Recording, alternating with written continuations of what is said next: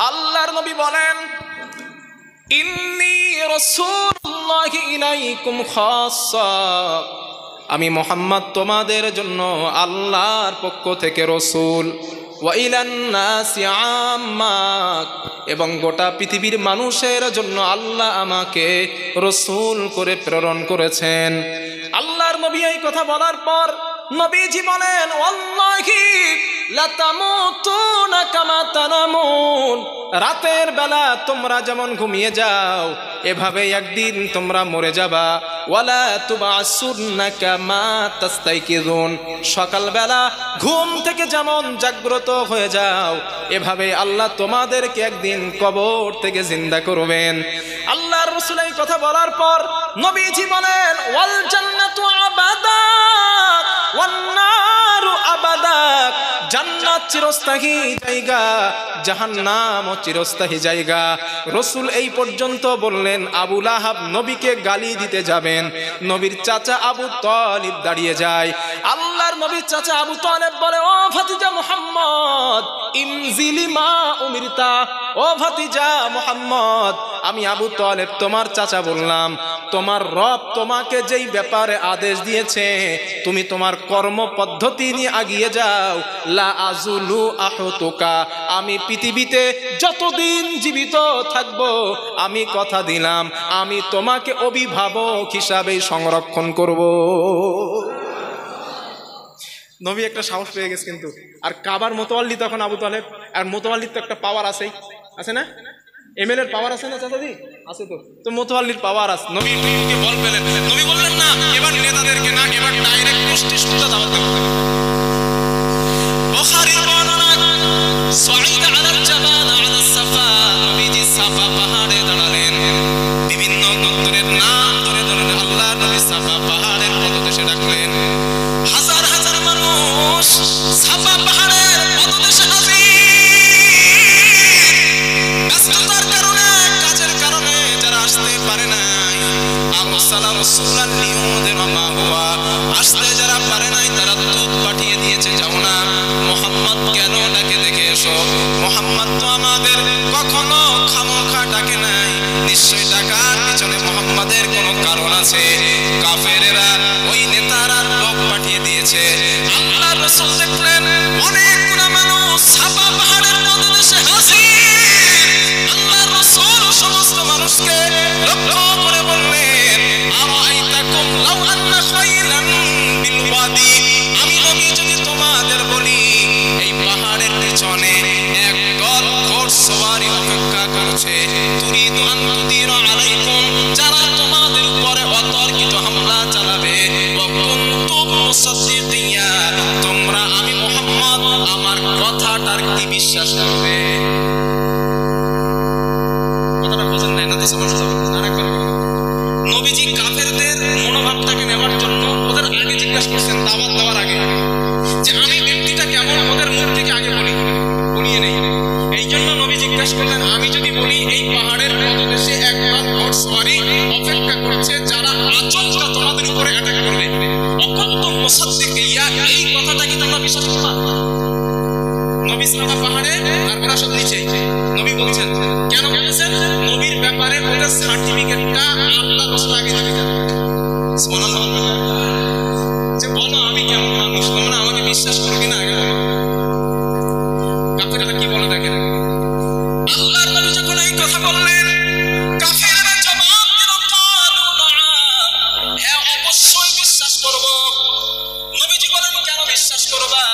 কাফেররা বলল, মা জাররাতনা আলাইকা ইল্লা সিদকা, কারণ আমরা তোমাকে কখনো মিথ্যা বলতে শুনি নাই, এই জন্য বিশ্বাস করব। নবী বলছে সত্য, আমি মিথ্যা বলি না 100%। বলে হ্যাঁ হতেই পারে না, আপনি অবশ্যই মিথ্যা। আবু লাহাব বলছে, মুহাম্মদ তুমি মিথ্যা বলো না। আরে আমরা তো তোমাকে আল আমিন বলতাম, আমরা তোমার কাছে আমানত রাখতাম জিনিসপত্র, তুমি এত বিশ্বস্ত, তুমি মিথ্যা বলতেই পারো না। আবু লাহাব বলছে। নবীজি বললেন, শোনো, ফাইন্নামা আনা নাযীরুল লাকুম বাইনা ইয়াদাই আযাবিন শাদীদ, আমি নবীজি তোমাদেরকে আযাবের ভয় দেখাই, আমি নবী জাহান্নামের ভয় দেখাই, আমি তোমাদের জন্য সুসংবাদ বহনকারী একজন মানুষ, আমি আল্লাহর পক্ষ থেকে রাসূল, তোমরা আমাকে নবী বলে মেনে নাও। আল্লাহর নবী যখন এই কথা বললেন, ওই আবু লাহাব এবার দাঁড়িয়ে যায়। আবু লাহাব দাঁড়িয়ে আল্লাহর রাসূলকে বললেন, তাব্বাল্লাকা সাইরুল ইয়াওমা লিহাযা জামা'তানা ওয়া ফি রিওয়ায়া ওয়া লিহাযা দাউতানা ইয়া মুহাম্মদ। হে মুহাম্মদ, তুমি আমাদের সারাটা দিন নষ্ট করেছো। আমি আবু লাহাব বললাম, তোমার দিনটা ধ্বংস হয়ে যাক। জোরে জোরে বলেন নাউযুবিল্লাহ। আবু লাহাব রাসূলের ধ্বংস কামনা করলো।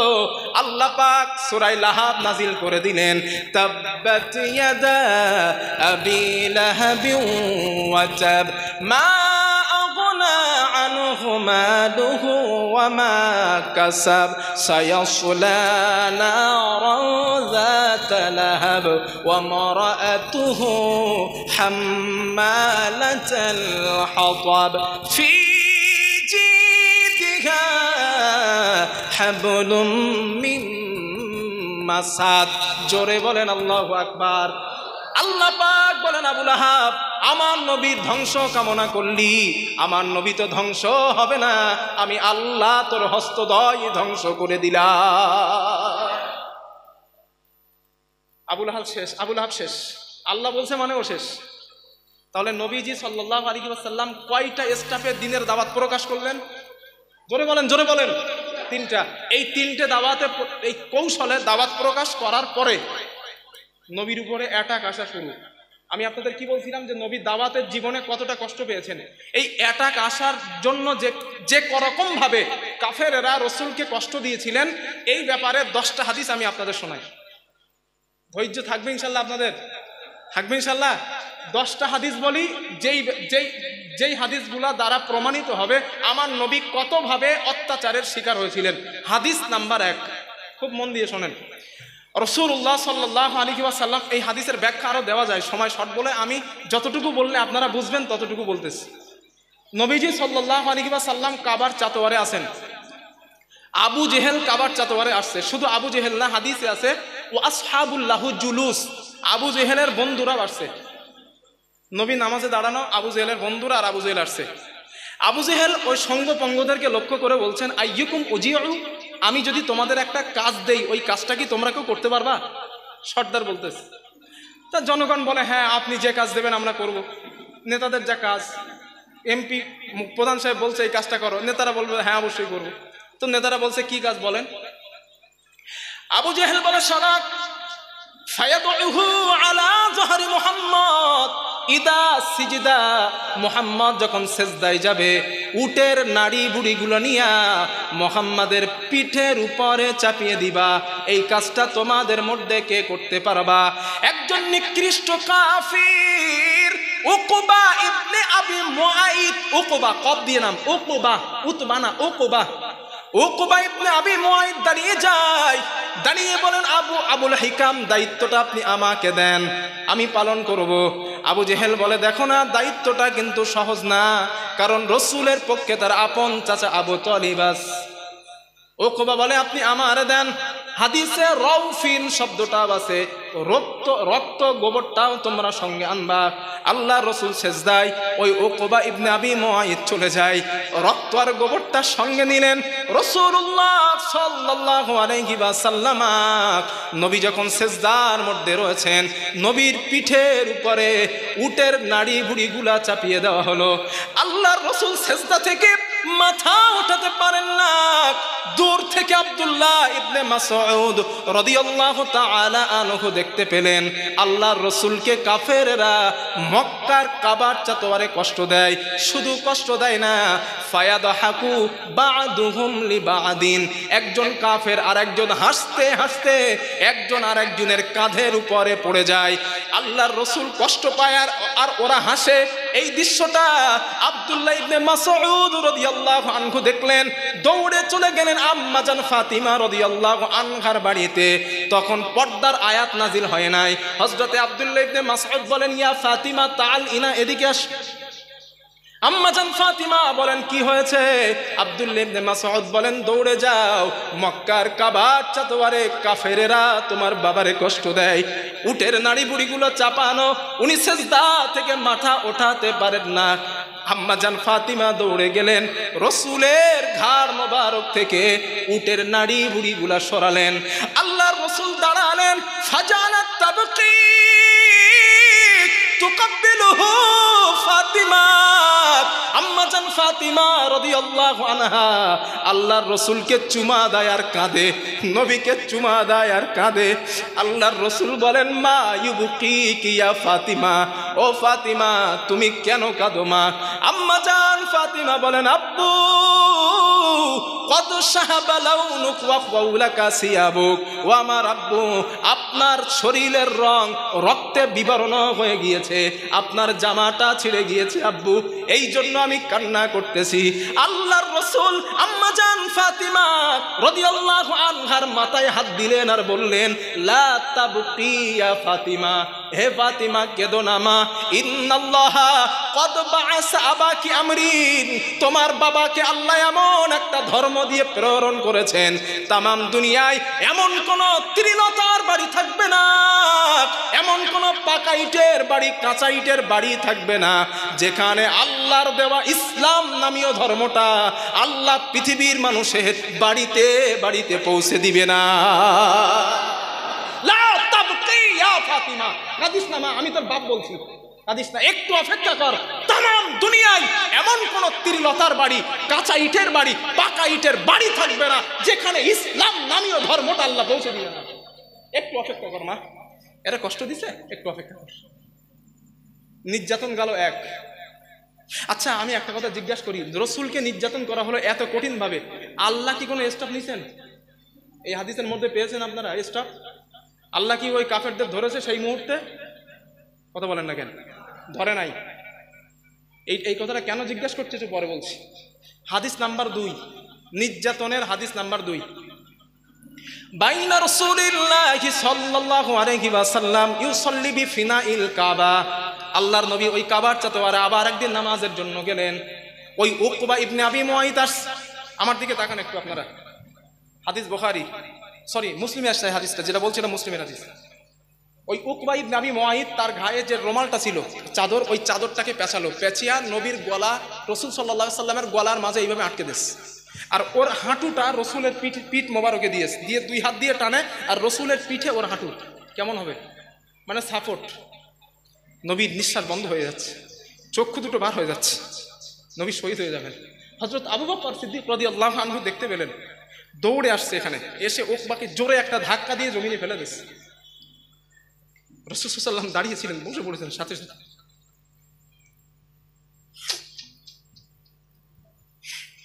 হযরত আবু বকর বললেন, উকবা আতাকতুলুনা রাজুলান আইয়াকুলা রাব্বি আল্লাহ ওয়া ক্বাদ জাআতুকুম বিল বায়িনাতি মির রাব্বিকুম, একটা মানুষকে এই কারণেই কি তোমরা হত্যা করবা যেই মানুষটা বলেন আল্লাহ আমার রব, আল্লাহ তোমাদের রব, আর যিনি সুস্পষ্ট কিতাব নিয়ে এসেছেন, এই কারণেই মানুষটাকে কি তোমরা হত্যা করবা?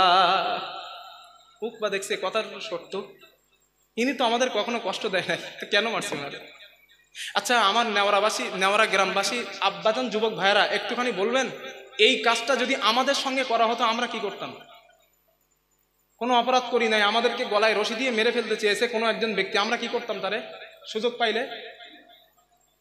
ইন্না লিল্লাহ একদম। কিন্তু নবী সুযোগ পেয়েছেন, পাশে আছেন রসুলের 23 বছরের বন্ধু আবু বকর রাদিয়াল্লাহু আনহু, তারপরেও রসুল কিচ্ছু বলেন নাই, ছেড়ে দিয়েছেন। আল্লাহ অমনি বলে নাই ওমা আরসালনাকা ইল্লা রাহমাতাল লিল আলামিন, আল্লাহ অমনি বলে নাই ফাবিমা রাহমাতিন মিনাল্লাহি লিনতা লাহুম, আল্লাহ অমনি বলে নাই। 2 নম্বর গেস। দৃষ্টান্ত নাম্বার 3, আবুল আহাবের ছেলে উতাইবা, কি নাম বলছি? উতাইবা, আরেকবার বলেন কি নাম? উতাইবা। উতাইবাতা রাসূলুল্লাহি সাল্লাল্লাহু আলাইহি ওয়াসাল্লাম, ওই উতাইবা নবীজি সাল্লাল্লাহু আলাইহি ওয়াসাল্লামের কাছে আসছেন। আসার পর আল্লাহর নবীর মুখে কোরআন শুনে কিছু সময় শোনার পর নবীকে গালাগালি করা আরম্ভ করছে। শুধু গালাগালি করে নাই, ওয়াশাক্কা কামিসা, আল্লাহ রসুলের জামাটা ছিঁড়ে ফেলেছে। মানুষ তাকায়া তাকায়া দেখে আল্লাহর নবীর জামাটা উতাইবা টেনে টেনে ছিঁড়তেছে। শুধু জামাটা ছেড়ে নাই, ওয়াতাফালা ফি ওয়াজহিহি, আল্লাহর রসুলের মুখের উপর ওই উতাইবা থুতু নিক্ষেপ করেছে।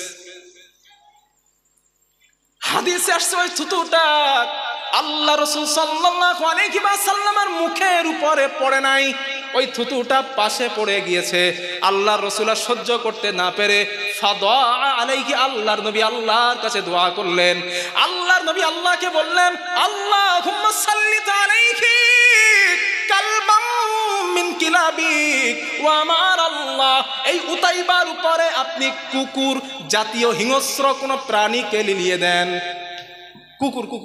কুকুর জাতীয় কোন হিংস্র প্রাণীকে লিলিয়ে দেবেন। ফাস্তুজিবা দুআউহু সাল্লাল্লাহু আলাইহি ওয়াসাল্লাম, আল্লাহ রাসূলের এই দোয়াটা আল্লাহর কাছে কবুল হয়ে যায়, কবুল হয়ে গেছে। উতাইবা ওখান থেকে চলে গেছে।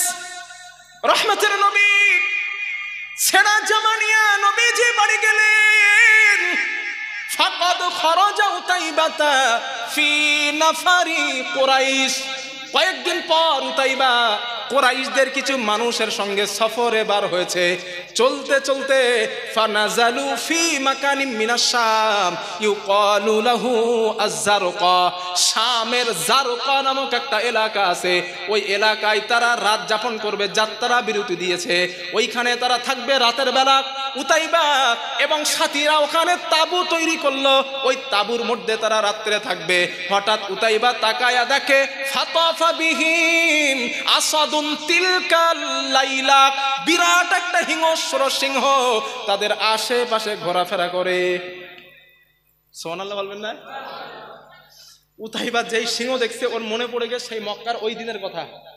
উতাইবা সঙ্গীদেরকে ডেকে বলছে, তোমাদের কি মনে নাই আমি যেদিন মক্কার কাবার চাতবারে মোহাম্মদের জামা ছিঁড়েছিলাম, ওনার মুখের উপরে থুতু দিয়েছিলাম, ওই দিন মোহাম্মদ আমার জন্য আল্লাহর কাছে বদদোয়া করেছিল, আল্লাহ এই উতাইবার উপরে কুকুর জাতীয় হিংস্র কোন প্রাণীকে লিলিয়ে দেবেন। সুতরাং আমি বুঝতে পেরেছি মোহাম্মদ মক্কায় বসে শামের জারকা নামক এলাকায় আমার উপরে সিংহ লেলিয়ে দিয়েছে।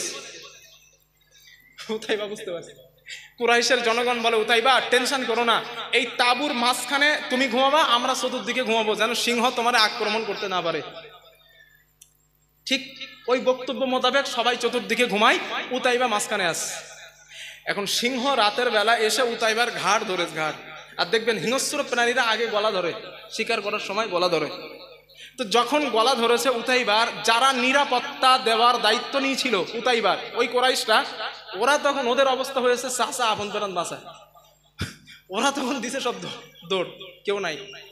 সিংহ এটা বোঝাতে চাই, উতাইবা তুমি রসুলের সঙ্গে যেটা করেছো, আল্লাহ তাআলা চাইলে মুস্তাকি রসুলের সঙ্গে আমি সিংহের মাধ্যমে হলেও আল্লাহ প্রতিশোধ নিয়ে ছাড়েন। আমি প্রতিশোধ নিয়ে ছাড়ছি আল্লাহর পক্ষ থেকে। সুতরাং এখান থেকে বেঈমানদের জন্য শিক্ষা এটাই, মুস্তাকি রসুলদের আল্লাহ ছাড় দেন কিন্তু ছেড়ে দেবেন না। আল্লাহ চাইলে সিংহের মাধ্যমেও আল্লাহ প্রতিশোধ নিতে পারেন, প্রতিশোধ নিতে পারেন। আর যারা করছে আপনারা ভাবেন না আল্লাহ ছেড়ে দেবেন না। এই যে আবু জেহেল করছে, আল্লাহ ধরে নাই, কিন্তু উতবা করেছে, আল্লাহ ধরে নাই, উকবা ইবনে আবি মুআইত করেছে, আল্লাহ ধরে নাই, ছাড় দিয়েছেন। কারণ আল্লাহর নাম গফুর, আল্লাহর নাম গফফার, আল্লাহর নাম রহিম, আল্লাহর নাম রহমান, উনি ছাড় দেন বান্দাদের। দেখি কি হয়, আরো সামনে চলেন, আরো ক্লিয়ার হয়ে যাবে ইনশাল্লাহ। তো এই 3 নাম্বার হাদিস দিয়ে হাদিস থেকে পেলাম যে উতাইবাকে ওখানেই শেষ করা হয়েছে সিংহের মাধ্যমে। হাদিস নাম্বার 4। আচ্ছা, আমি যেভাবে বলছি আপনাদের বুঝতে সমস্যা হচ্ছে না তো ইনশাল্লাহ? যেহেতু নবী দিবসের মাহফিল, তো নবীর জীবনী ছাড়া তো কিছু বলা যাবে না, বা একটা হক রয়েছে, এই জন্য আমি সিরিয়াল করে বলছি বোঝার সুবিধার অর্থে। একবার নবীর ওইখানে গেলাম, একবার নবীর ব্যক্তি জীবনে আসলাম, একবার নবীর পারিবারিক জীবনে আসলাম, এইভাবে আসলে আপনারা বুঝবেন না, এই জন্য সিরিয়াল করে বলছি যাতে আপনাদের বুঝতে সুবিধা হয়। দৃষ্টান্ত নাম্বার 4। হ্যাঁ, আরেকটা কথা বলি, 4, 5, 6, 7, 8, এই 8 পর্যন্ত দৃষ্টান্ত সবগুলো মিস্টার আবু জেহেলের সাথে, বড় হুজুর, বড় হুজুরের সাথে সবগুলা দৃষ্টান্ত। হাদিস নাম্বার 4, দৃষ্টান্ত নাম্বার 4।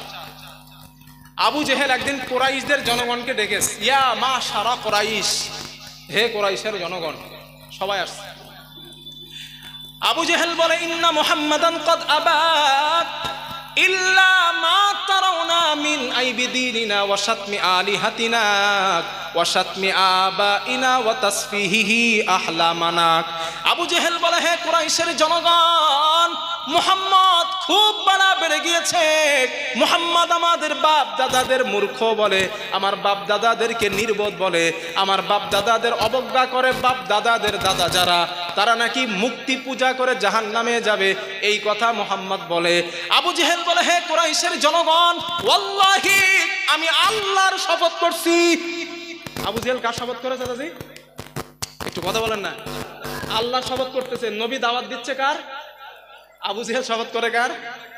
মানে জাতে মাতাল তালে ঠিক ও শপথ। হ্যাঁ, হাদিসে আছে ওয়াল্লাহি। আবু জেহেল কুরাইশদের বলছে, ওয়াল্লাহি আমি আল্লাহ শপথ করতেছি। কি শপথ? ইন্নী ওয়াহিদুল্লাহ লা আজলিসান্নাহু বিহাজারি মা উতিকুম হামালা। আমি শপথ করলাম, আমি আমার শরীরে যত শক্তি আছে ওই শক্তি দিয়ে একটা পাথর আমি উঁচা করব, ওই পাথর দিয়া মুহাম্মাদের মাথাটাকে চূর্ণ বিচূর্ণ করে দিব। সুবহানাল্লাহ না? 3 বছর আমারে কি করতে আনছেন আপনারা? এই করছি আপনাদের ওয়াশনে নবীর মাথা ফাটায় দেবে। সুবহানাল্লাহ। মানে বিষয়টা হলো, আমার ভাই আবেগে বলে ফেলেছেন, আবেগে আর কি। না আপনারা কিছু মনে করেন না, আবেগে। মানে এক হুজুর ওয়াজ করতেছেন, ওয়াজ করতে করতে বলছেন যে আমরা নামাজ পড়বো কার খুশির জন্য? সন্তুষ্টির জন্য। তা সবাই শ্রোতারা বলছে হুজুর আল্লাহ সন্তুষ্টির জন্য। আর আবার জিজ্ঞেস করছে হুজুর যে রোজা করব কার সন্তুষ্টির জন্য? শ্রোতারা বলে আল্লাহ সন্তুষ্টির জন্য।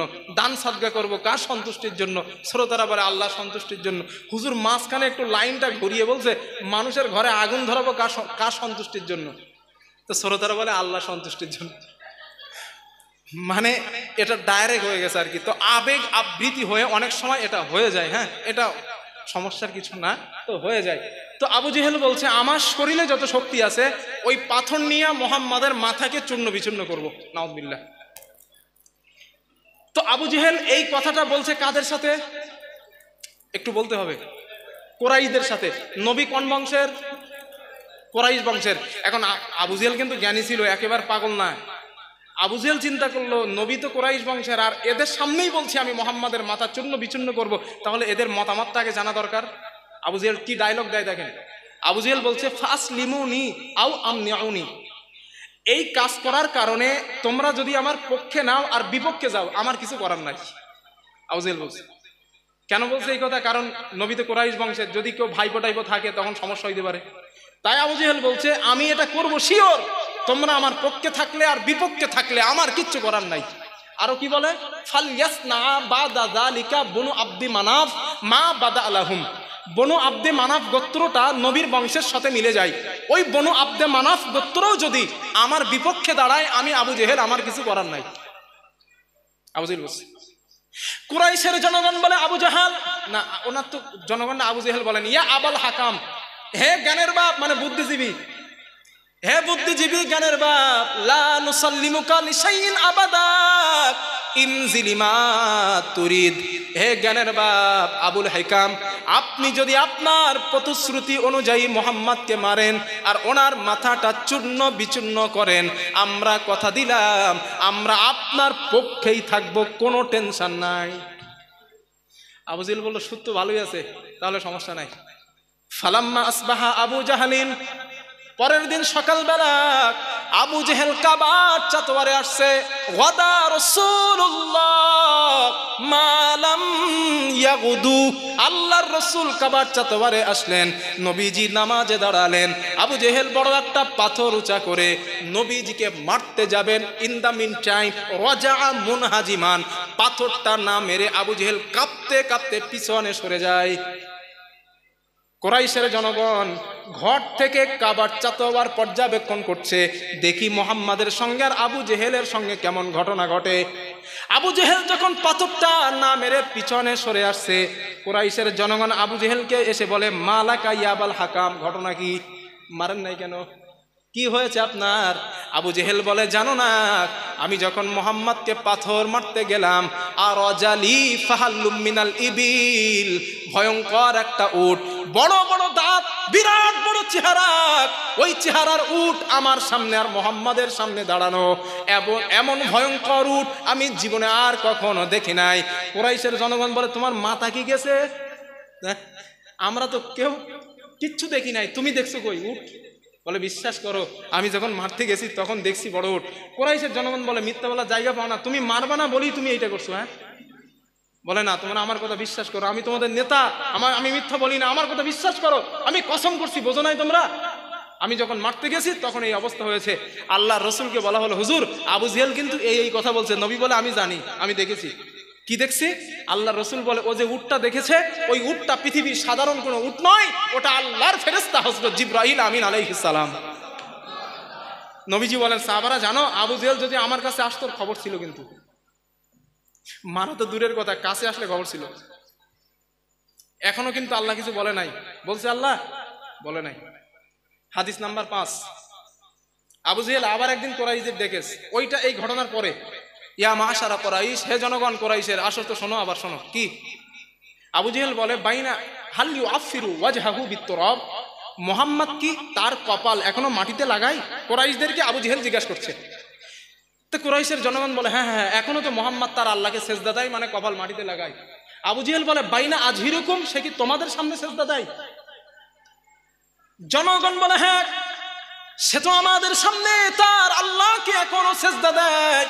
আবু জেহেল বলে, লাত আল উজ্জা, ও চিন্তা করছে গতদিন আল্লাহ শপথ করে কাম হয় নাই, আজকে লাত উজ্জা শপথ করি। লাত আল উজ্জা, আমি লাতের শপথ করলাম, উজ্জার শপথ করলাম। ওয়াল্লাহি লাআন্না আলা রাকাবাতিহি, আমি মুহাম্মাদের ঘাড়কে মটকায় দেব। নাউজুবিল্লাহ বলেন।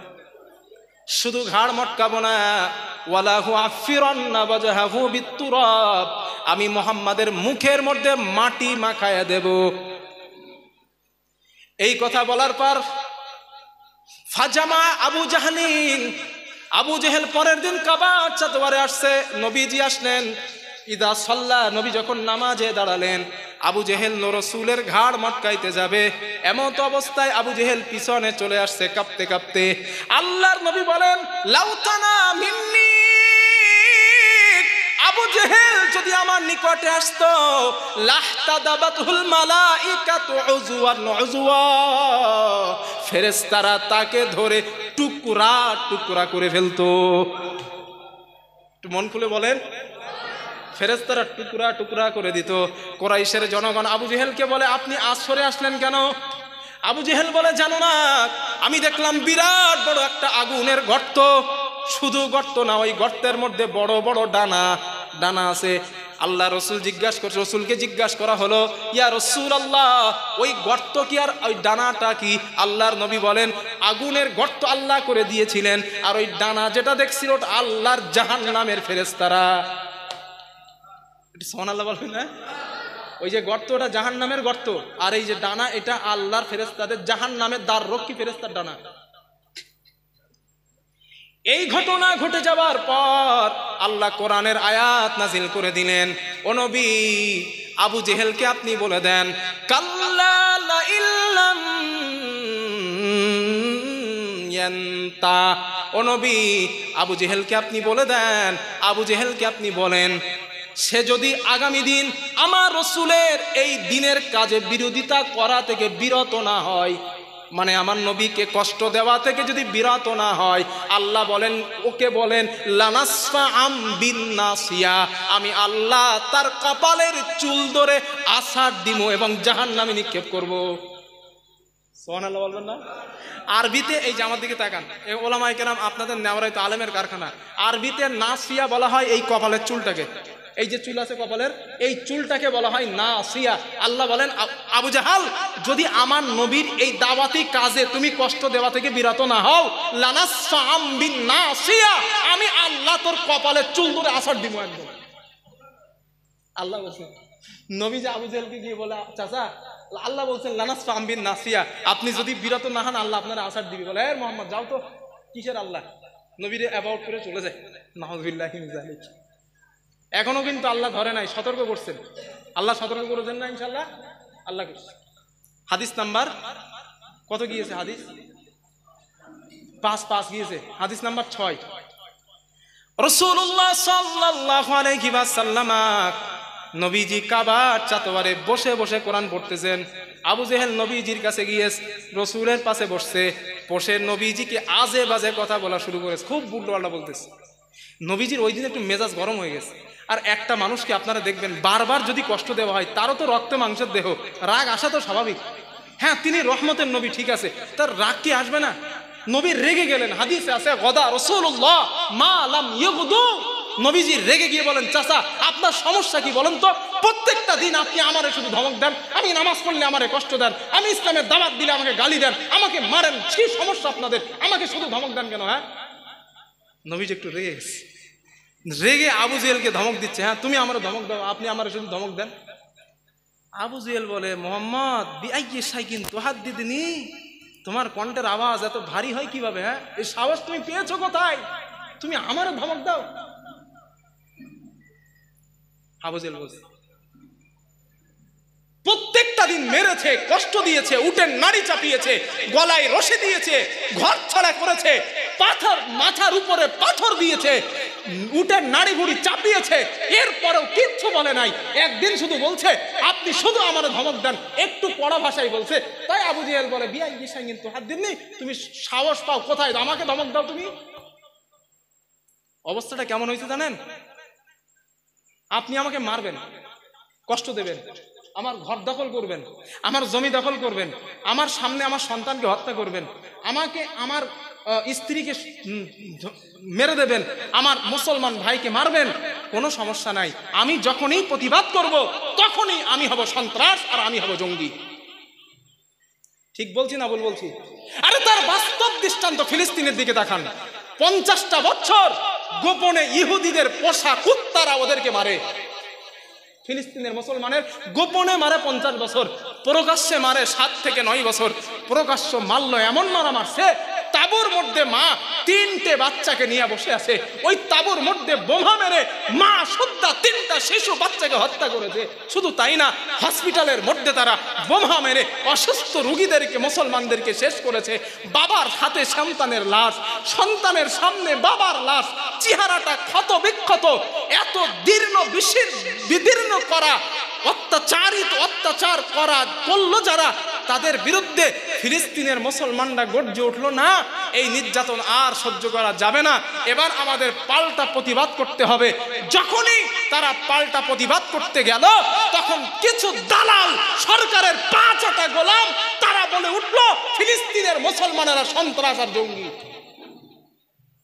আপনি মারেন, আমারও সমস্যা নাই, আমি যখনই প্রতিবাদ করছি তখন আপনার ভাষায় আমি হয়ে গেলাম জঙ্গি। প্রিয় মুসলমান, নেওয়ার মুসলমান ভাইরা, এই সিনটা আজের সিন নাই, এই সিনটা 1400 বছর আগে ছিল। নবীকে মারছে, কিচ্ছু বলে নাই। একদিন একটু রাশ করে বলছে, আমারে শুধু কেন মারে না, কেন শুধু আমারে কষ্ট দেন? আবু জেহেল বলে, তুমি এত সাহস পাও কই? হ্যাঁ, কোথায় পেয়েছো তুমি? আমারও ধমক দাও। মোহাম্মদ, তুমি কি জানো ইন্নী লাকসারু নাদিয়ান, আমার জনবল কত আছে জানো? নবীরে বলে, আমার ক্ষমতা সম্পর্কে তোমার ধারণা আছে? আমার জনগণ যত, আমার বৈঠকে যত মানুষ হয়, তাম মক্কার কারো বৈঠকে এত মানুষ হয় না। নবীজি বলছে, চাচা আপনি কি বলতে চান একটু খুলে বলেন তো, কি বলতে চান আপনি? আবু জেহেল তখন বলে, মোহাম্মদ, ধমক যদি দিতেই হয় আমি তোমারে ধমক দিব, তুমি আমারে দিতে পারবে না। বানিয়ে বলছি না, হাদিস খোলেন দেখিয়ে দিচ্ছি। যদি ধমক দিতে হয় আমি তোমারে দেব, তুমি আমারে দিবা না। আল্লাহ কথাটা শুনে বলে, জিবরাইল ইযহাব ইলা মুহাম্মদ, আমার নবীর কাছে যা, আমার নবীকে গিয়ে বল আবু জেহেলকে বলতে, ফালইয়াদউ নাদিয়া। আবু জেহেল তো জনগণের পাওয়ার দেখায়, আমি আল্লাহ বলে দিলাম আবু জেহেলের যত জনবল আছে সবাইকে ডাক দিতে বলেন, সবাইরে ডাকতে বলেন। আল্লাহ বলছেন, ফালইয়াদউ নাদিয়াক, আবু জেহেলের যত জনবল আছে সবাইকে ডাক দিতে বলেন। সানাদউজ জাবানিয়া, আমি আল্লাহ জাহান্নামের প্রহরীদেরকে ডাক দে। লিল্লাহি তাকবীর। বলেন আপনি ওকে, যত জনবল আছে সবাইরে ডাকতে বলেন, আমি আল্লাহ সানাদউজ জাবানিয়া, জাহান্নামের প্রহরীদেরকে ডাক দিচ্ছি, বলেন ওরা ডাকতে। আবু জেহেল শুনে শেষ। হাদিস নাম্বার 8। আবু জেহেল রাস্তা দিয়ে হেঁটে যাচ্ছেন। ভাই আপনাদের কি কষ্ট হচ্ছে? আমি একটা জলসা মেরে তাই আপনাদের কাছে আসছি। আমার পাওয়ার এখনো কমে নাই, আপনারা চুপচাপ হয়ে গেলে মুশকিল। হুজুর আসেন, হুজুরকে একটা চেয়ার দেন। তো আবু জেহেল রাস্তা দিয়ে যাচ্ছে। নবীজি আবু জেহেলকে একটু বললেন, চাচা একটু দাঁড়ান তো, দাঁড়ান। আখাযা রাসূলুল্লাহি সাল্লাল্লাহু আলাইহি ওয়াসাল্লাম বিখানাকিহি,